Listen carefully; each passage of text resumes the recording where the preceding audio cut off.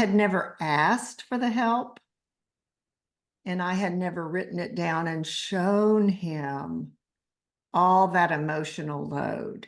And I think that's something that modern working mothers are doing right now. I know it is because I talk to them.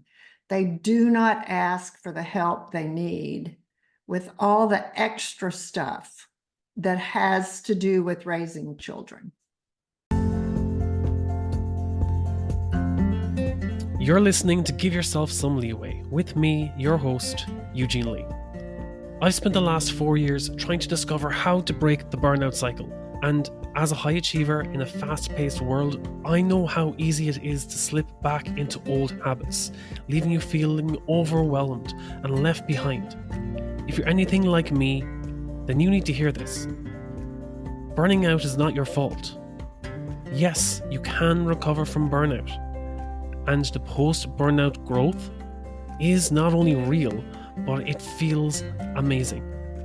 This podcast is dedicated to helping break the stigma around mental health in the workplace, ending burnout culture for good, and the action steps that you can take today towards your personal growth and success. So let's do it. Susan, welcome to Give Yourself Some Leeway, and thank you for taking the time to join the show today. Oh, thanks. I appreciate the invitation. I love to talk about these topics. Susan, when it comes to burnout in healthcare, where did it all start for you? Where did this whole journey begin? Oh, that's a great question. I was a bit older. I was in my midlife, in my middle 40s, after the birth of my third child, and I had a job with a manager I did not like. I had been struggling for a couple of years to try to fit in. It was a new job in a new NICU. There were some women in my group who weren't very friendly, which was hard because there were only 4 women in the division. My husband was very happy in his job. I had 3 little kids. I was working way too much, 60 hours a week, 1 or 2 night calls a week. And the more my husband became happy with his work, he had plenty of nurses and a great secretary, and he was the head of his division. It seemed like the more unhappy I got. So there were 3 things going on then. I had a job where I was working too many hours in the ICU, but I was used to being in the ICU and that kind of stress. As an intensive care physician, you get used to that. But it was the addition of my third child, trying to get kids where they needed to be in the right school with the right activities and the right nanny and babysitters, and then trying to make sense of what my options were, because I was working for a guy that was very old-fashioned. He didn't really understand working mothers or women physicians. I became more and more frustrated. And so I burned out that first time in my 40s and actually had to leave clinical medicine. I could not see any way out. And my husband and I were sort of, working through our issues. He couldn't understand why I was so miserable, and I resented the fact that he was so happy. So it was many things. It was job hours, it was a manager, it was little kids, it was my husband and our relationship. And so I had a friend in the ICU, and she told me about a position that was available as a medical director for the HMO that the medical school had created. So it was a small health maintenance organization. And I got the job as medical director. Classic office job, 9 to 5, talking to people on the phone, going to meetings, meeting with physicians, looking at data. It was easy. It was so easy. And the hours were perfect. And I thought, well, I can really get into this. Being a physician executive is a lot easier than being a neonatologist. And I had more time with my kids. My husband and I were continuing to work on our relationship.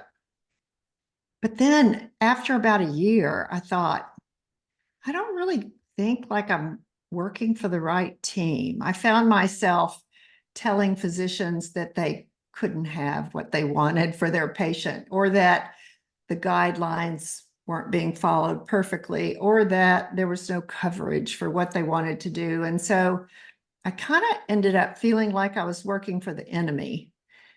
And it precipitated a move for me back to clinical medicine, for us as a couple to move to a different city, new jobs for each of us. And it was a long process. It took me 2 years to go through recognizing that I was burned out, figuring out what the issues were, working with my husband to deal with everything, and then making the decision to move and go to new jobs. That was my first episode of burnout as a physician. So was that as a working mother, as you mentioned, that your first manager didn't understand what it was like for a working mother to burn out? Because I know what's common for men is that they immerse themselves in their work. Whereas as a working mother, if you're worrying about, is a nanny going to pick up my kids? Do I need to bring my kids to practice after school? These are things that are always in the back of your mind, no matter what task is at hand. Right. You're talking about the emotional load. And we know from surveying mothers and fathers that the emotional load is greater for women. It's just the way we're wired. We just worry about what the teacher said, or the email, or the class party, or the sports banquet, or all the little extra things that you have to do with your kids. When I told my boss that I had a nanny that could not work more than 50 hours a week, he looked at me with a straight face and he said, well, then you need to get a weekend nanny. And I said, you're missing the point here. I have 3 little kids. I really shouldn't be working more than 50 hours a week. And he said, well, that's not how we do it here. We work 60 plus. And he went on. And I thought, he had zero understanding of my needs as a working parent, working mother.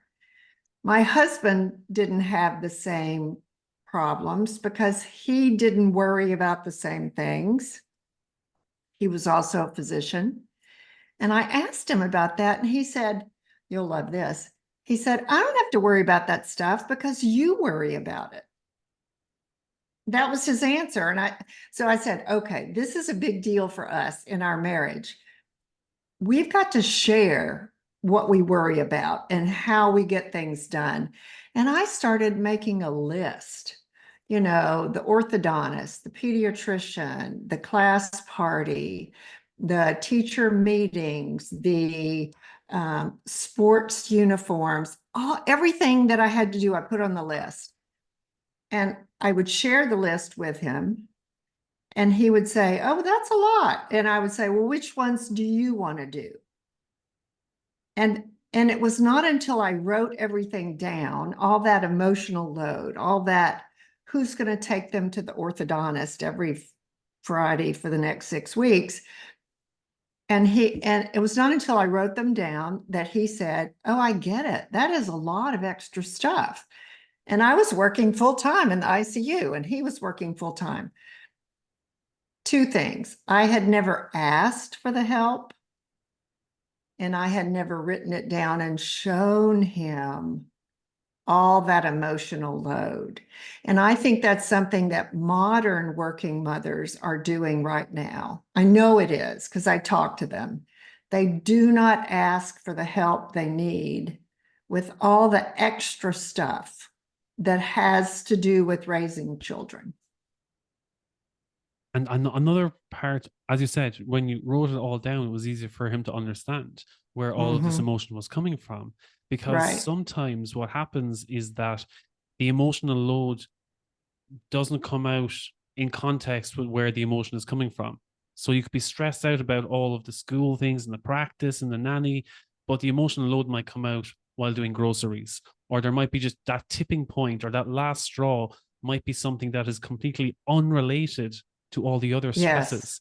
And then the partner is left thinking, oh, I was forgetting the potatoes really that worrying? Or was it, oh, the dentist appointment that I forgot you had tomorrow, was that really the pinnacle? Everything fell apart because I forgot about the dentist tomorrow. And it's like, once you write it all down, it's like, okay, or once you say it all out loud and make a list, it becomes more tangible. Because when it's all Yes. up in our head, our Yes. brain kind of blows it out of proportion, and it Oh, feels a lot yes. bigger than it really is. Oh, So, as you yes. said, making a list of all of those things and visualizing it and being like, okay, this is a lot more manageable. Hmm. It actually works. And I was working with a psychotherapist at that time, trying to recover from my first episode of burnout. And he said, he was the one that said, make a list. Now everybody talks about sharing your list, asking for help. But I had never written down everything that was in the back of my mind. I had never shared with him how difficult it was to be in the ICU looking at a sick baby, but worried about, oh dear, I don't know if I remember to send in that parent permission for the field trip. And so it was sharing what my load was, carrying around in the back of my mind, that made him realize that in fact I carried that emotional load.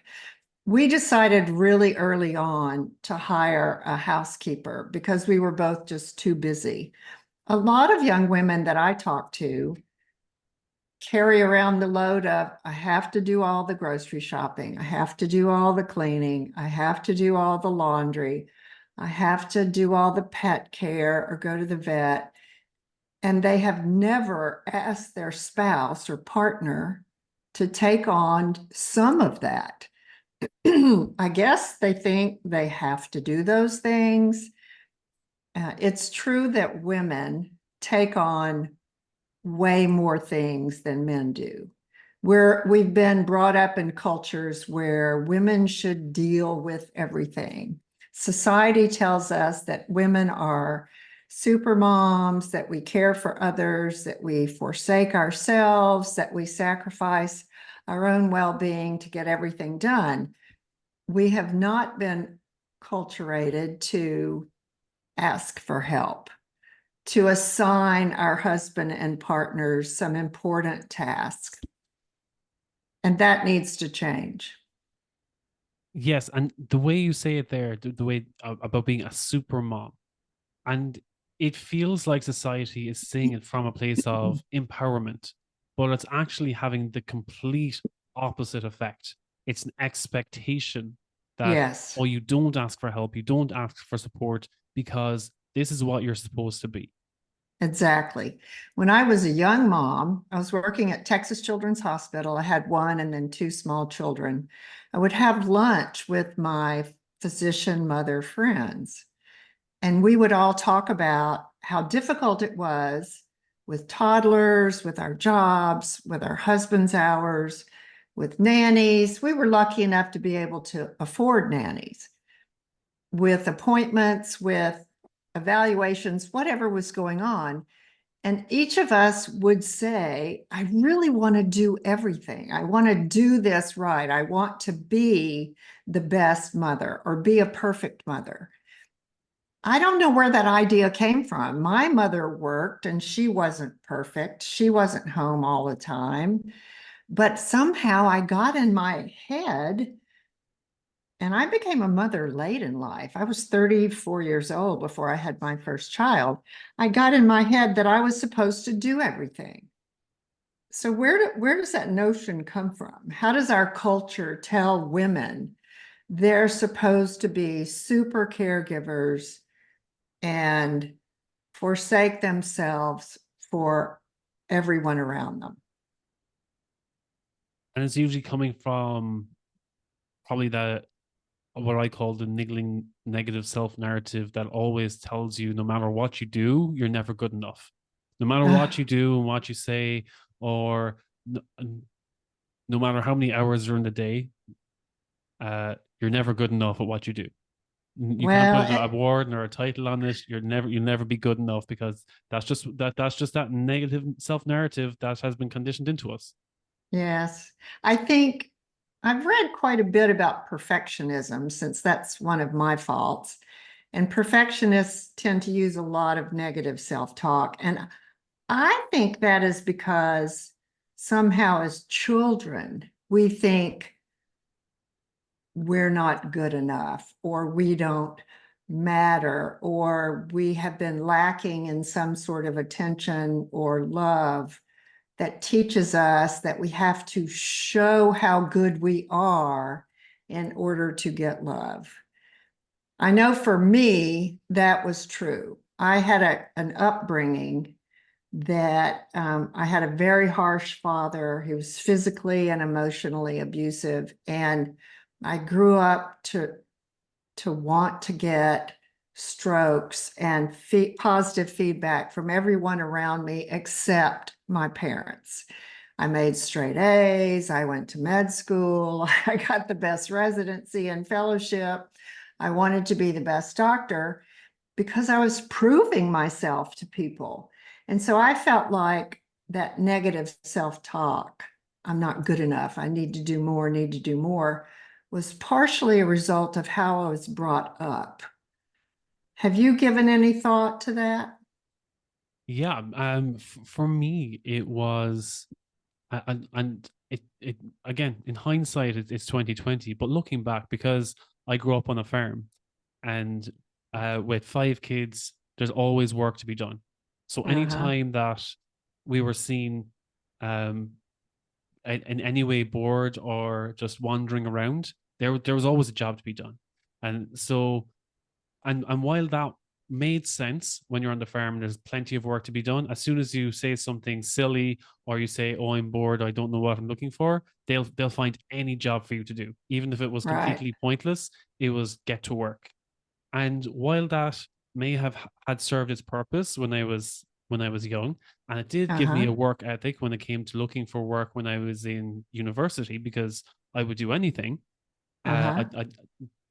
It didn't serve me later in life, because anytime I finished a long shift at work and I would sit down, I would immediately get restless, Yeah. because I should the be doing more. yes, the narrative in my head was, if you have the time to sit around, then you're a waste of space. You should be doing something right now. You should be productive.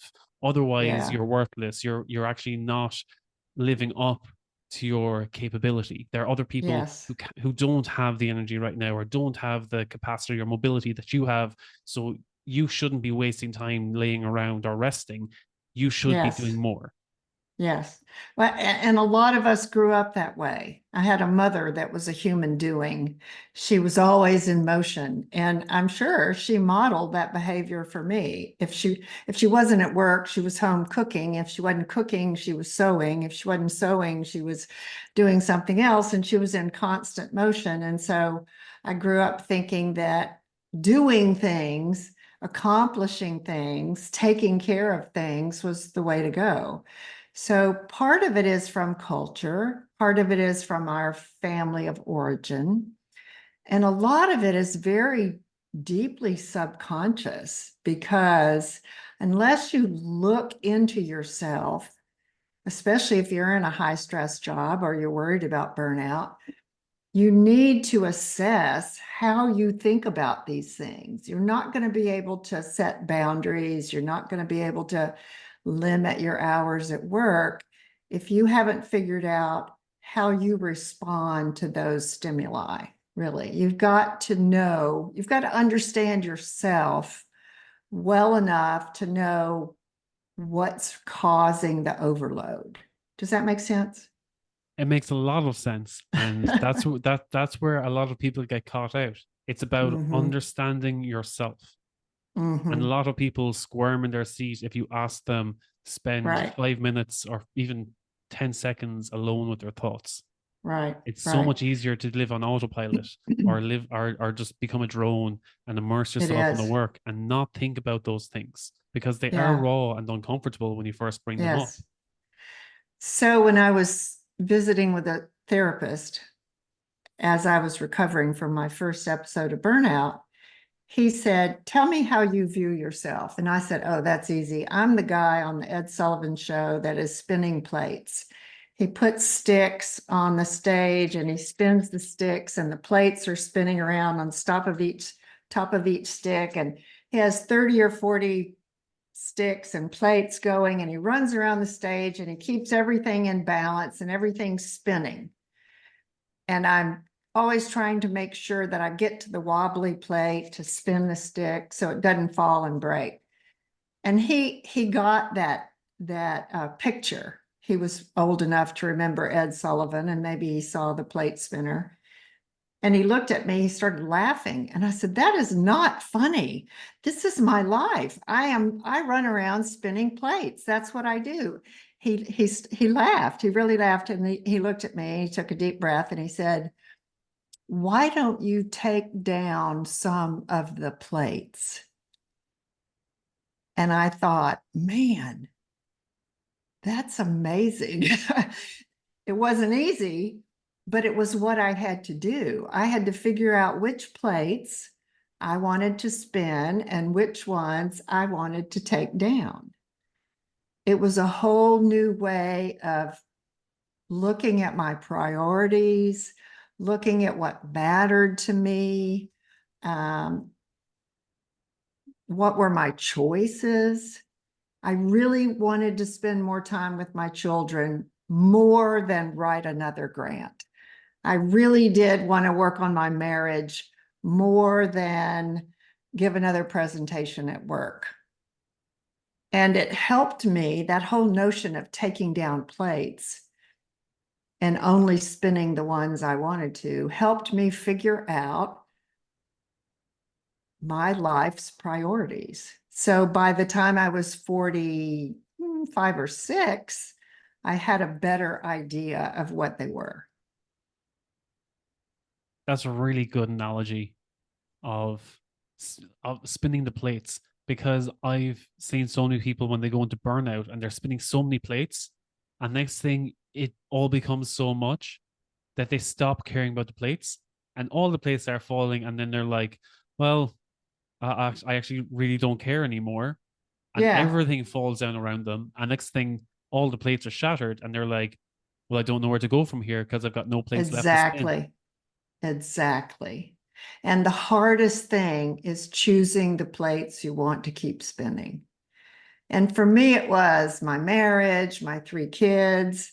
Yes, I still wanted to work, but I wasn't going to bust my butt to get the grant, to get the extra publication, to do the extra presentation. And I was able to finally let go of that stuff and get away from a manager I didn't like. And so the process of examining your priorities and really being honest. I mean, a lot of people would have said, "I want to walk away from this marriage." I wasn't willing to do that, because you have to really be honest with yourself. What do you want in your life, and what are you really willing to work on, and what do you want to let go?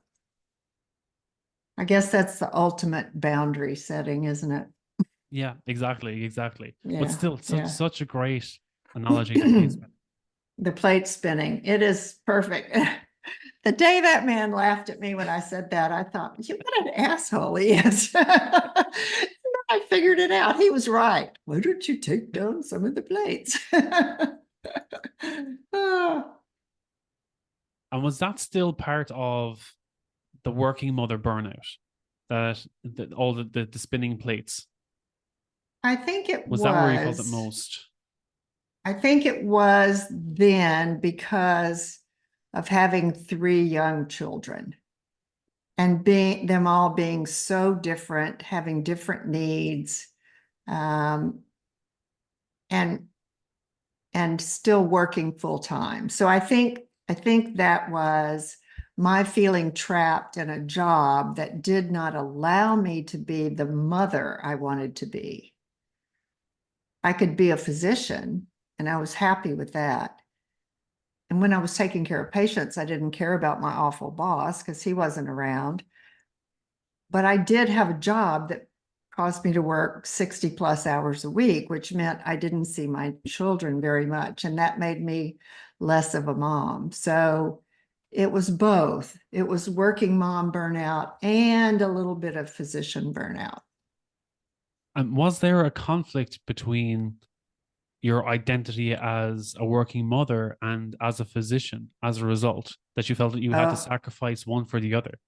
oh yes. Oh yes. I've always felt that way.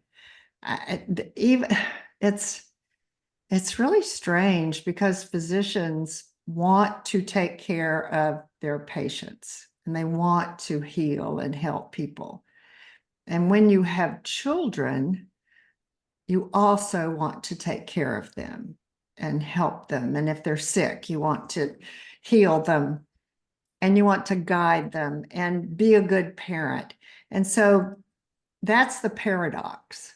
The paradox for working mothers, and I'm speaking as a physician mother who worked a lot.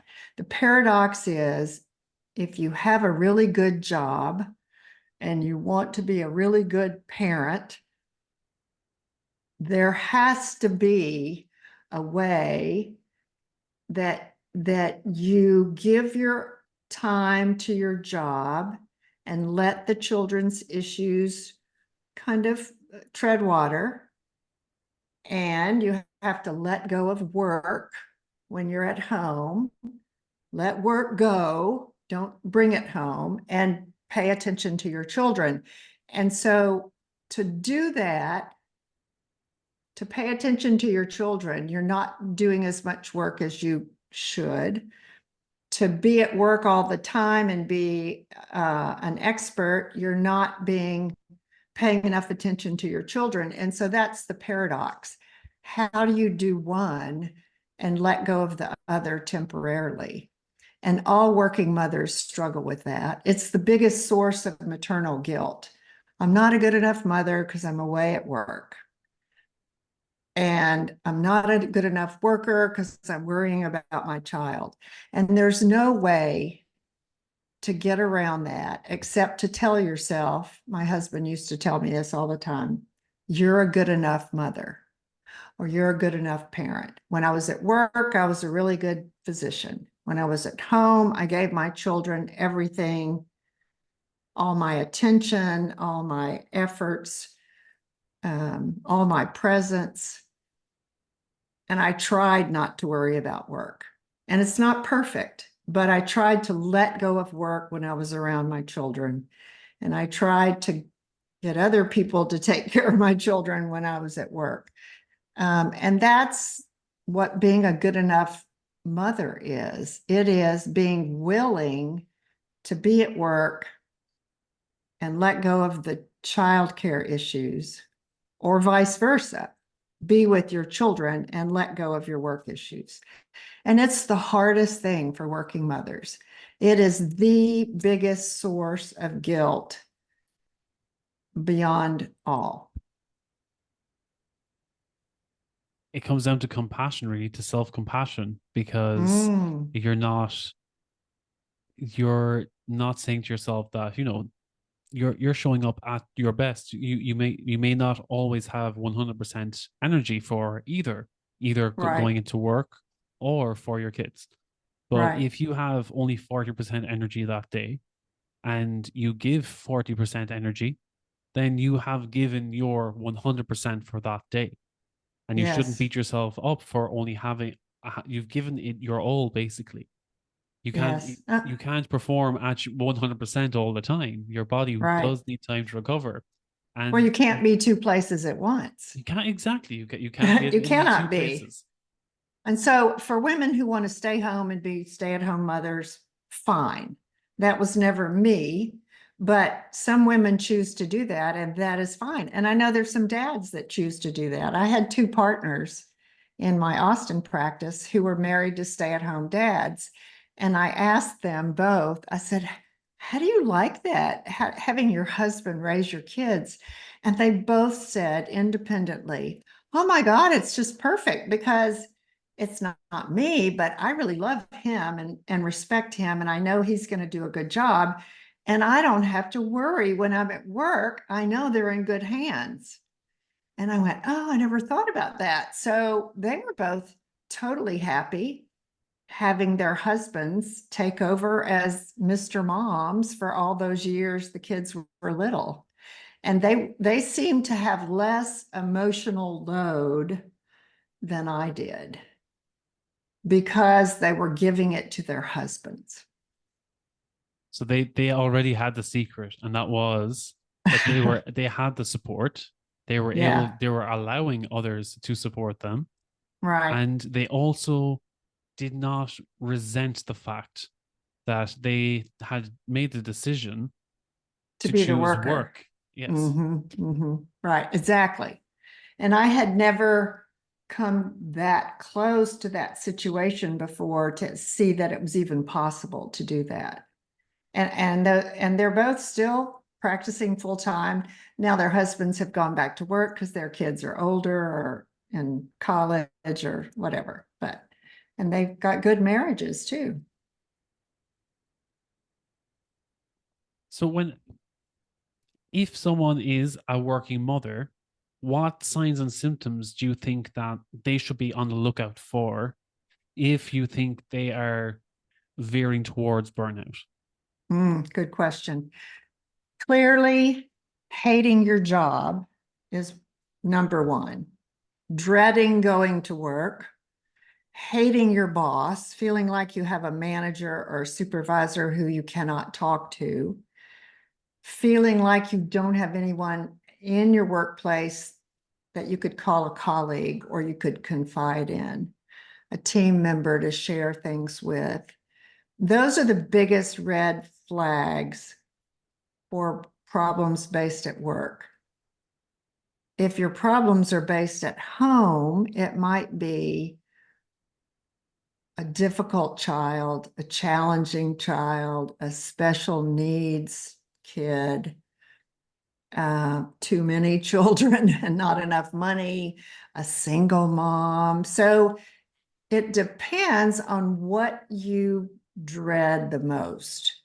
If you dread all the stuff that you have to do when you get home from work, that you're by yourself and you do all the groceries and all the childcare and all the cooking, then it is that overload and not having adequate help.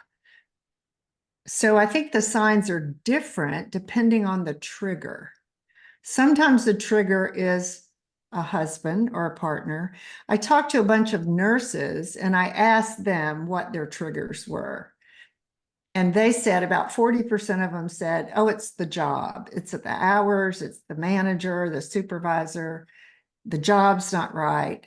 So that was 40%. The other 40% said, it's my children and the household chores, and I can't get everything done. And only about 10% said, it's my marriage or my relationship. There were a few that said it was older parents.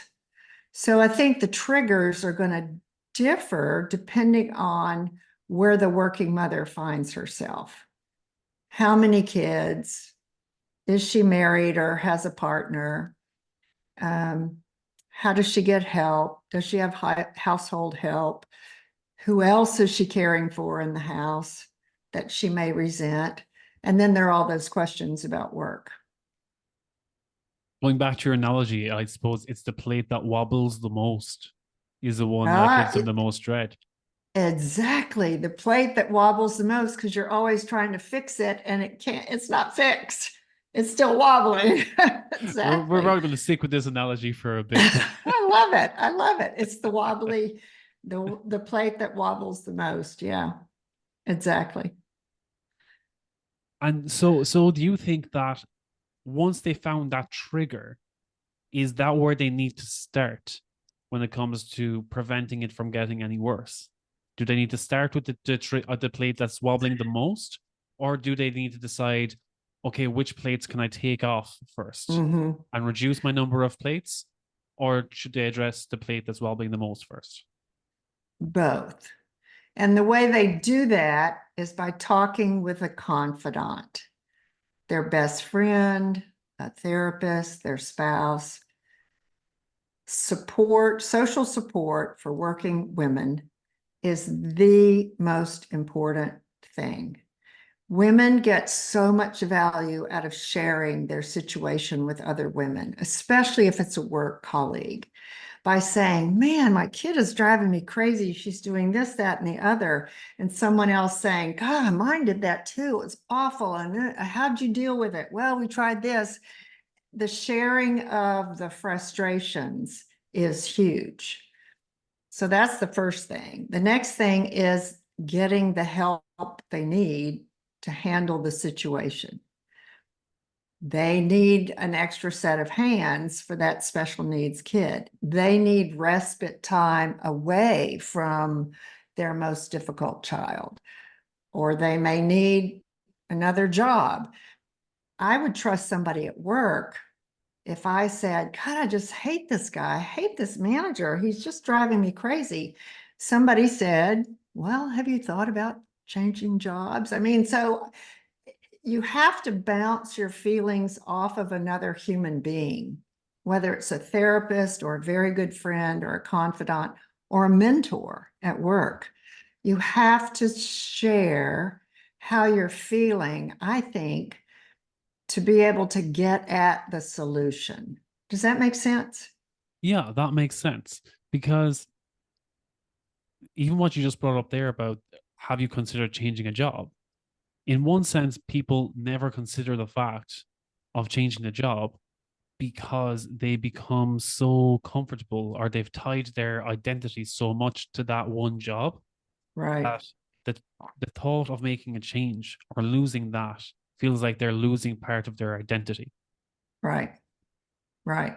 But if you're really miserable in a particular job, it's one of your work colleagues who can say, you really do seem pretty miserable because, we work with each other and we know how people feel and act, and we can read their body language and we know who's unhappy and who's not. And I think a work colleague or a mentor is a good person to say, we've talked about all these aspects of this job, and maybe this job is really not right for you. Maybe you need something else. Maybe you just need a different practice location. Maybe you just need cut back your hours for 6 months or a year. That's financially rough on a lot of people, but sometimes that is one of the solutions. I think for some people that's what they have to consider is which of those is the trigger is the problem. Because Yes, if they think, oh, it's just the job, and they move to a new location and the same thing happens again, and then they're right. like, okay, maybe it's something else, and they change one thing, but it keeps on coming back. Where if they need to sit down and see, okay, what's the real trigger here? Yeah. For me, I found out that I needed to sit down and figure out what my values were. And that was Hmm. something that it took a long time because I was like, oh, I never really considered this before. Right. And next thing Right. I was like, okay, what were my values 10 years ago? And then I was like, okay, this is what I really cared about. Do I still care about it? No, I really don't. Okay, what Hmm. are my values now? And then I Hmm. realized that the job that I started so enthusiastically 10 years ago no longer aligned with the values that I have now.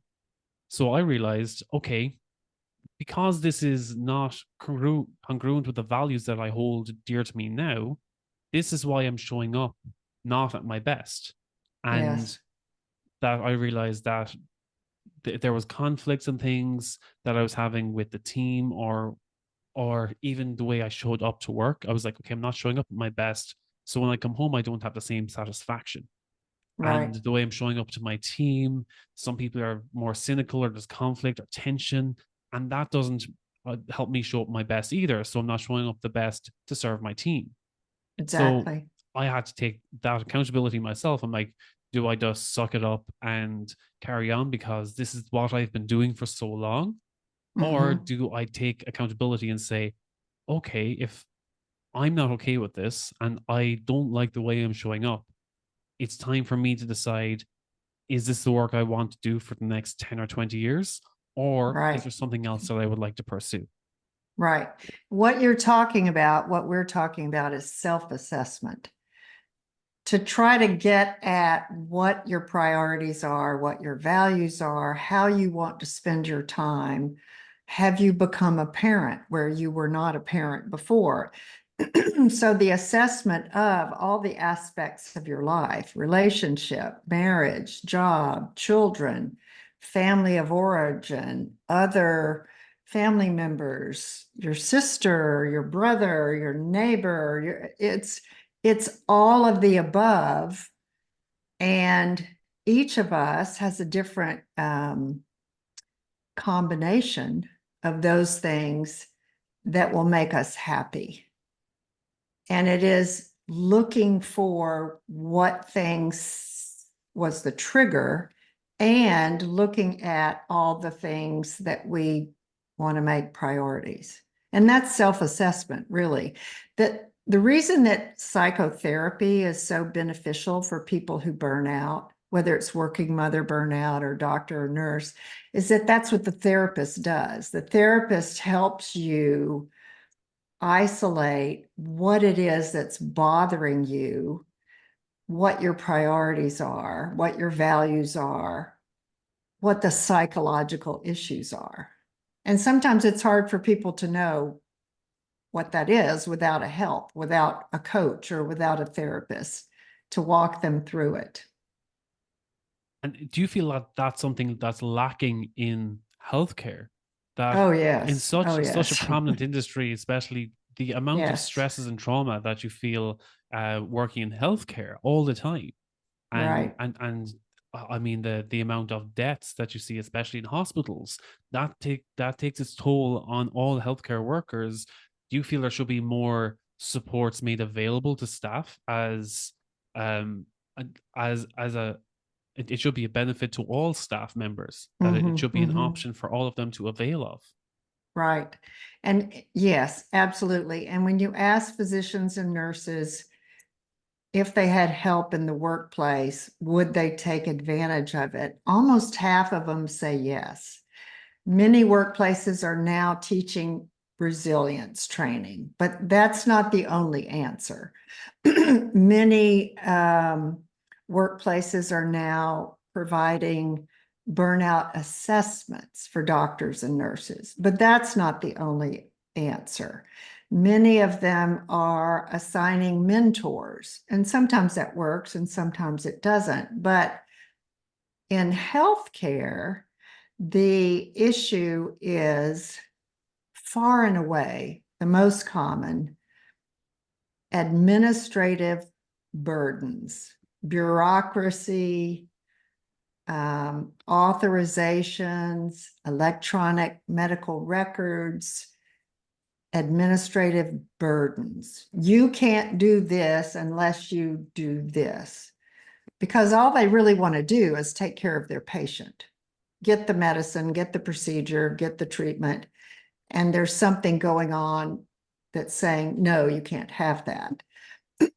So doctors and nurses tell us that they think if administration would listen to them more and ask for feedback from the healthcare provider, that burnout would not be so bad. And I remember experiencing that. My second episode of burnout was when I was 60 years old. And I wasn't ready to retire, but I knew that I was getting burned out. I was dreading going to work. I was always tired, physically exhausted. I became emotionally overwhelmed over a couple of cases where there were ethical issues about the care of the baby. I was working too many hours at work. Instead of walking around the unit talking to parents and nurses, I would go hide in the call room, detaching myself from an environment that I had enjoyed previously. And then finally, I was making rounds one Saturday, and I said to a nurse friend of mine, I said, I just don't feel like I'm making a difference anymore. And she looked at me and went, oh, wow, really? You always try so hard. You always love these kids. And I said, I don't think I matter. I don't think this is working. And when I said that out loud, I realized, excuse me, that I had really fallen off the edge, that I was really bothered by those difficult patients, bothered by working too many hours. And you know what else was going on? My youngest child was having difficulty in college. She was a senior in college. She had mental health issues. And I was in the ICU facing some difficult ethical conundrums. And so it's that emotional load again. I was worried about my daughter, but I was working too much and I was fatigued and overwhelmed. And when I finally said, I don't think I'm making a difference anymore, that's when I knew that I had burnout. So what I did, I talked to my supervisor, who was a good friend of mine, and I said, I think I'm kind of burned out. And he said, yeah, we think you are too. And I said, can I go to a different practice location and cut back my hours? And I don't know how long it's going to take, but I need to do this. And he said, yes, you can do this. So I went to another practice location, another labor and delivery setting. I cut back my hours to 35 a week. And I started looking at everything. And I started exercising more and I started reading more. And I had lunch with friends and chatted and talked more. And I was getting help for my daughter, and she had a good therapist. So that was less of a worry for me. And my husband and I were on the same page. And over the course of about a year, working part-time in a different location, looking at all those things that had pushed me too far over the edge, I started getting better. But it took a year. It took a year of me actively working to address that burnout and to talk about those issues and to take care of myself. I think I had forgotten to take care of myself. I was really busy in my 50s and doing a lot of extra work and with some teaching, national level teaching. And I just piled it on because I thought, I can do this. This is fun. And, just going for more and more. And then the ethical issues of the babies really bothered me. And then when my daughter developed trouble, it was all too much. And so I got burned out. But that's a good example of it's not always just the job. Sometimes it's other things that are going on in your life that create that emotional load. Or what about for people who are going through a divorce, or people who have a sick child, or people who are taking care of elderly parents? Sometimes those things happen in our lives in the middle of our work, and we're easily overwhelmed by all of that. I think that was around the same time that my mother started getting sick, and my parents were still living together in a town pretty far away in their own home, and I was managing their home care providers. So that was one more thing that I hadn't done, and then it got heaped on too. So looking at all the things that pummeled me, sitting down and talking about it with friends and with a therapist allowed me to recover.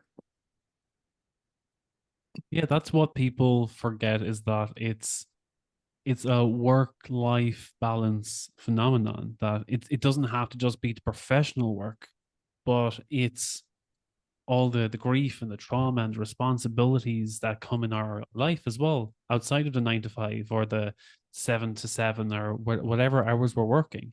It's Right. the it's our inability to manage all of the stresses, all that to manage that chronic stress response that leads to that downward spiral. Yes. And some people think that no matter what life's stresses are thrown at them, they can just forget about it, or they can escape or immerse themselves in work and not worry about all their troubles, because that's where they find comfort. They can find comfort in the 9 to 5 routine, or Right. grinding in the hard work, or the feeling of being busy is giving them this sense of accomplishment, that they Mm-hmm, don't mm-hmm. feel in control with what life is throwing at them outside of the workplace. So Exactly. a lot of the time, when I tell people about how I burnt out, the first thing they say is, "Oh, and where do you work now? Obviously, you quit that job straight away." And because they think that as soon as they hear the word burnout, you blame the big bad boss, you blame the factory, or you blame the company, and you say, "Okay, it's time to move on and find the next big thing where the grass is greener," without actually addressing what was the root cause where the burnout came from. Exactly. Was it Exactly. was was it within? Because if you don't look inward and see, okay, is it something that I'm not processing, or I'm not regulating or dealing with right now? I'm just going to carry that with me into the next job, or into wherever you go.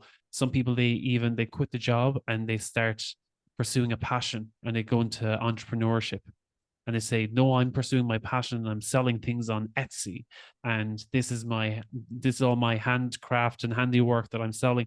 And next thing they find, now I'm running a business on my own, and they burn out even quicker, 3 to 6 months down the line, and they realize, now I've got no money, I've got no security or Ah, stability, and I am even more drained. I thought I was pursuing my passion, and I don't know where to go, because they carried the same self-sabotaging cycle with them mm-hmm, into mm-hmm, what they thought was their passion, but they did mm-hmm. not have the tools behind them to be like, okay, when I do get stressed out, how do I manage that? Or Yeah. how do I show up with compassion and say, stop beating yourself up, you treat yourself with a little bit of compassion, and don't bring this desperate energy into what you love, because that's how they ended up in a second or third burnout. And then they feel Mm, completely lost, because they were like, "Oh, I put all my self-worth into this passion project, and now I feel even worse than I was in my 9 to 5." mm. And we all have several things that we're good at, I'm sure.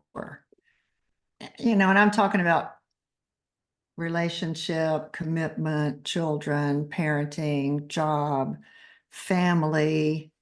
There are many, many things that we're all good at. And thinking about those things is important to determine how you want to work and where you want to work. But changing location or changing jobs doesn't solve the problem unless you address the other issues that helped overload you, that gave you emotional overload.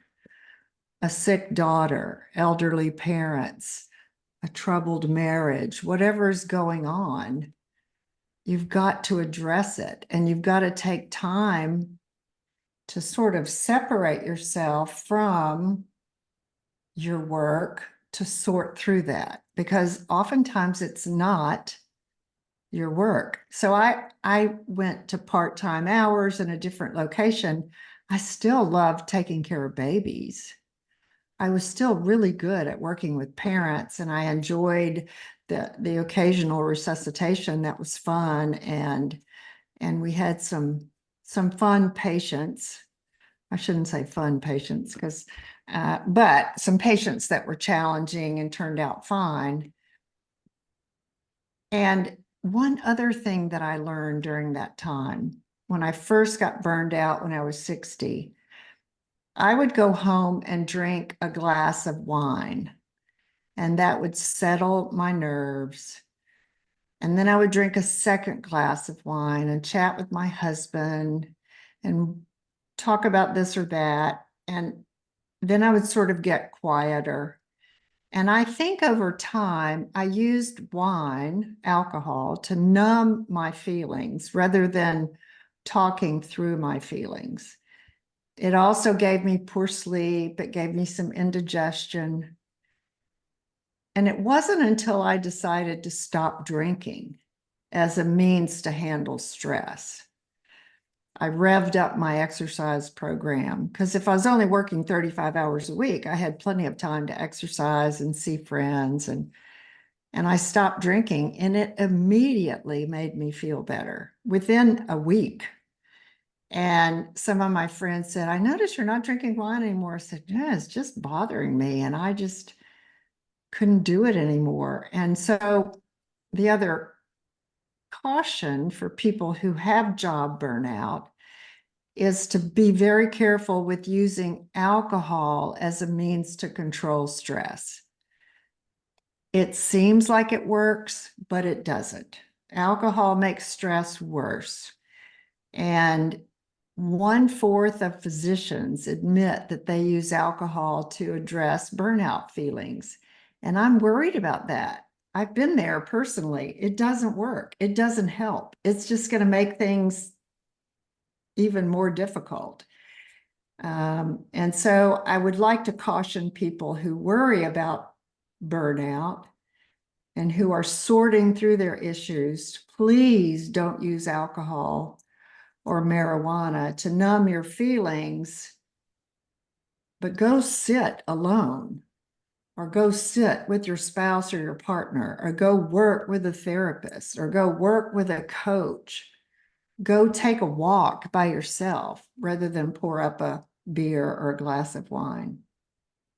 Yeah, it's so important because it's seen as the quick fix.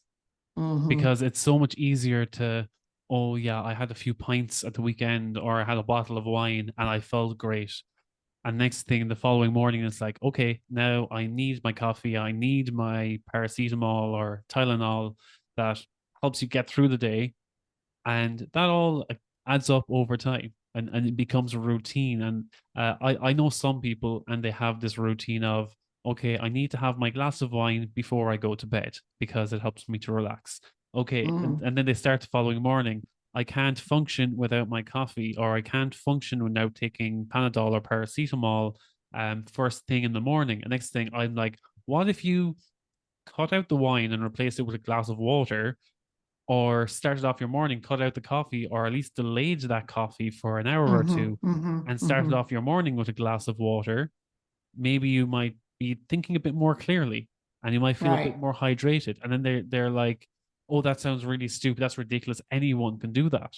And then like, okay, if anyone can do that, try it for a week or two. Try it. I was like, When I just prove me wrong. I was like, just when try I it and see how you finally feel. tried it, so I finally tried it. I finally figured out that drinking wine was not helping me, and it was revelatory. As soon as I quit, I slept better, I felt better, I had more energy, my mood lifted. It was just like flipping a switch. So for people who love their wine or love their beer, take a look at how much you're drinking and how it affects you, and maybe even unload that as a trial period to see how well you do without it. I tell you, taking a walk around a park, in a park, around a lake, outside in nature is a whole lot better for your psyche than pouring up a glass of wine. A whole lot better. So if anyone is experiencing the early signs of burnout at the moment, Mhm. or they're feeling, as you said, the deeper signs of not worrying about dropping all of their plates, Mhm. what is the one step that you would recommend that they take now if they were to get started on their recovery journey? I think the first step is self-assessment. In fact, for working moms, I created a self-assessment checklist that I have available for free on my website because I did some reading, and all of my reading says that you cannot cure burnout if you can't figure out how you got there. And so it is that self-assessment that's so important. And it's just a list of questions about your life and things that how things are going in your life. And that's the most important first step. Some people have to take a break, not work for a week or two. Some people have to change work locations. Once I had to change my job. Once I just had to go part-time. And so it's going to be different for everybody. But if you don't give yourself a little distance and a little room and a little space to figure out what's going on, you won't be able to solve it because it's really very individual. Burnout is a very individual thing. We all have different ways of coping with the various stressors in our lives. And yes, burnout is generally work related, but it's influenced by all the other factors in our lives. And without self-assessment, you won't know what to address. And I think as well, when it comes to self-assessment, people usually look at instead of thinking of what they think right now, they think of what is the answer that I should put down, that is expected, that I'm expected to put down. And they look at, oh, what would my future self put down, rather than looking inwards and seeing, what do I think right now? Yeah. Even when they look at it and they're like, oh, I don't like it when I put that down on paper, but that's how they feel right now. It's like, no, if that's how you feel right now, you put that down on the piece of paper. Exactly. If you can't be honest with yourself, you won't recover from burnout. You'll just hop from job to job and repeat the same mistakes. You've got to figure out what put you there. And that's spoken by someone who's had 2 episodes, both different. And I've read a whole lot about burnout, and you have to be willing to figure out what your role in it is and how you got yourself there, how you allowed your stress to overtake your psyche, because that's what burnout is. It's when our chronic stress overwhelms us. So people can find that self-assessment on your website. So that's susanlandersmd.com. Yes, that's it. And there are free resources there for parents. And I have a blog there where I have written quite a bit about working mother burnout. I've also written about general pediatric topics and maternity issues. I have a new ebook for sale on my website called Defeating Burnout, a guide for working mothers. So any of the working mothers that are listening, if they're interested in a helpful, practical guide to get you started, that's on my website as well. Great. Thank you, Susan. I really hope that this conversation helps working mothers to recognize the symptoms of burnout, that they realize that they are good enough. And maybe some part of this conversation will help to normalize talking about burnout in the healthcare industry, and that, we can start taking the steps to maybe introduce psychotherapy, or at least counseling, have an in-house counselor for healthcare workers, so that we don't see such a big turnover. At least we see our healthcare workers getting the help that they need. Yes, that's a great idea. It's worked in other places. It can be incorporated if we let the administrators know what we need.